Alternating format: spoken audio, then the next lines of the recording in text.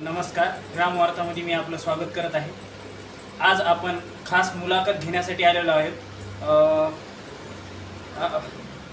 हरिभाऊ कुंडलिक काळे हे आपल्यासोबत आहेत। त्यांच्यावर गावातल्या काही संबंधित व्यक्तीने खोटी तक्रार दाखल केलेली, त्याबद्दल त्यांची आपण खास मुलाखत घेणार आहोत।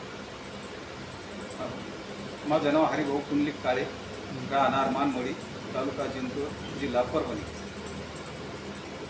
दादा, आपल्यावर जी आता केस दाखल झाली, या संदर्भामध्ये आपण कोणाकोणाला दोषी ठरवणार आहात?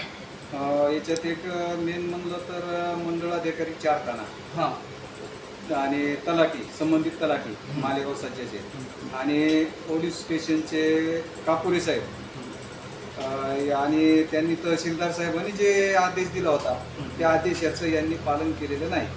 कारण त्यांनी आदेश एक दिला आणि यांनी वर्तन दुसरं केलं, त्याच्यामुळे हे दोषी आहे। आणि याच्यासोबतच आता जी खोटी केस झाली त्या संदर्भामध्ये आता पोलीस स्टेशन 4 ठाणा हे तुमच्या 4 ठाण्याच्या हद्दीमध्ये तुम्ही येतात, हो बरोबर?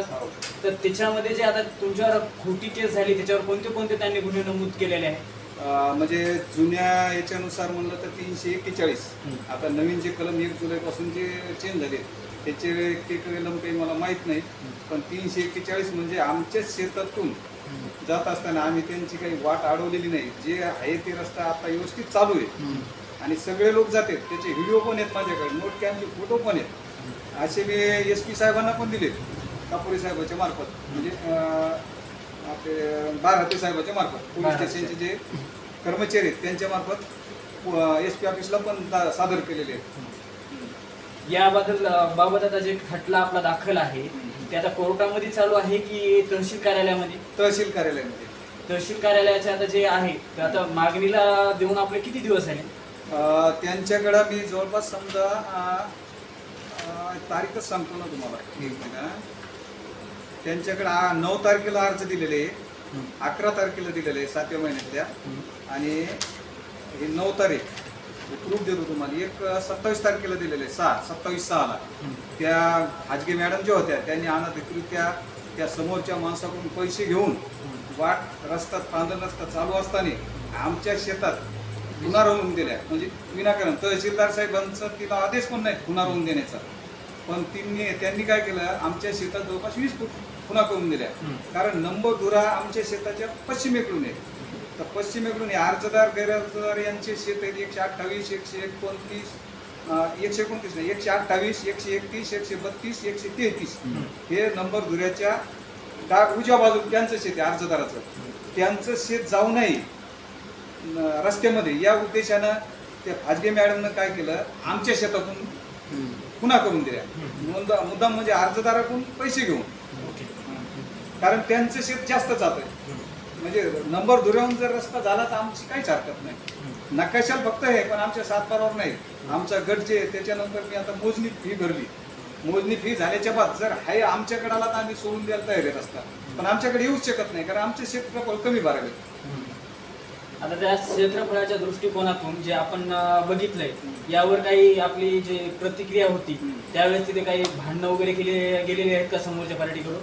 त्यांनी भांडणं करण्याचा प्रयत्न केला, पण मी म्हणलं कसं आहे, आपली मोजणी झाल्याशिवाय काही करता येत नाही, आणि त्यांनी भांडणं करण्याचा प्रयत्न करून पुन्हा पोलीस स्टेशनला मॅनेज केलेलं आहे। हे माझं ठाम मत आहे, कारण मी ज्या दिवशी समजा किती तारखेला 24/7ला मी तक्रार घेऊन गेलो तर कापुरे साहेबांनी माझी तक्रार घेण्यास इन्कार केला, कारण समोरच्या माणसाकडून काहीतरी पेमेंट घेतल्याशिवाय तक्रार करण्यास इन्कार करीतच नाही माणूस। पोलीस स्टेशनचं काम काय, जो कोणी त्याची तक्रार घेण्यानंतर चौकशी काय होईल ते होईल। तर त्यांना मी अशी विनवणी केली होती की तुम्ही काय करा, जे मी ज्या ठिकाणी येते त्याला CCTV फुटेज कॅमेऱ्यात बघा, कोर्टात मी होतो त्या दिवशी, तहसीलमध्ये मी होतो, याचे CCTV कॅमेऱ्यातून बघा, आणि जर माझं खरं असेल आणि त्या माणसाची समोरच्याची जर खोटी केस असेल तर त्याच्यावर 248 नुसार गुन्हा दाखल करा। पण तरी पण कापुरे साहेबांनी माझा गुन्हा म्हणजे माझी तक्रार घेतली नाही, मला वापस पाठवलं।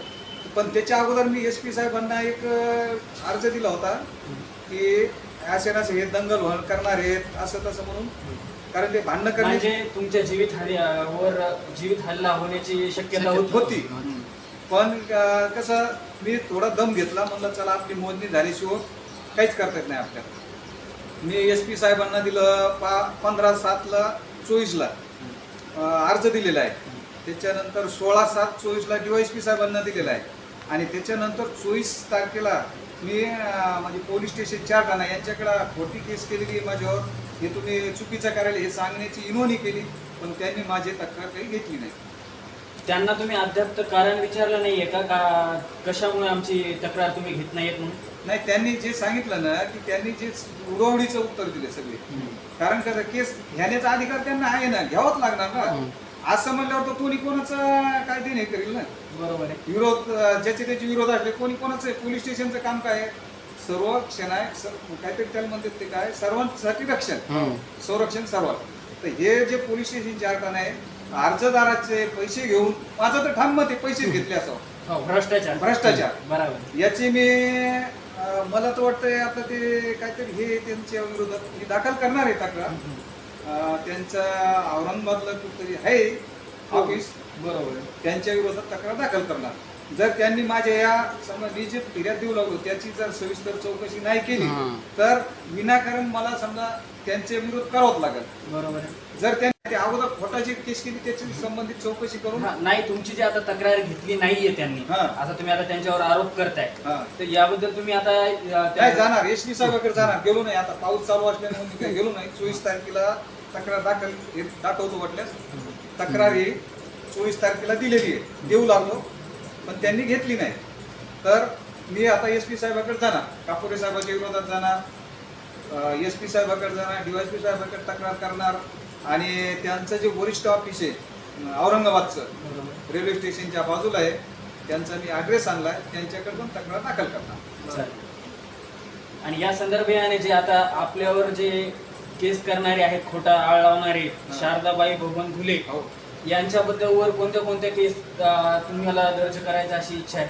त्यांच्याकडे खोटी केस केल्यानुसार ज्या बी माणसाचा जर काही दोष नसेल आणि त्यांच्यावर जर खोटी केस केली असेल तर कायदेशीर 248 कलम लागू शकते नवीन नियमानुसार. तर हे कापुरे साहेबांनी त्या शारदाबाई भगवान घुले यांच्यावर लावणं बंधनकारक आहे. कारण की मी त्या दिवशी ज्या दिवशी तिने तक्रार केली 3 वाजता मी तहसील कार्यालय जिंतूर, तहसील कार्यालयातून कोर्ट आपलं मान्य कोर्ट या ठिकाणी हजर होतो. तर त्यांना मी विनवणी केली, बाबा तुम्ही काय करा, माझे CCTV कॅमेरे ओपन करा तिथले तहसीलचे. मी जर असेल तिथं तर तिच्यावर 248 कलम दाखल करा. बरोबर आहे. तर त्यांनी काही म्हणजे न जुमानता, कारण मी तर म्हणतो 100% भ्रष्टाचार झालेला आहे, हे माझं ठाम मत आहे. या संदर्भानं आता जे आहे यांच्यावर तुमचं आता प्रतिक्रिया काय असणार आहे इथून समोरची? जर समजा त्यांनी खोटी केस केलेली असेल, हे त्यांना निष्पन्न झालं म्हणजे माहिती होऊन बी जर केस करीत नसतील तर मला माझ्या हिशोबाने मला पुढचे पावलं उचलावे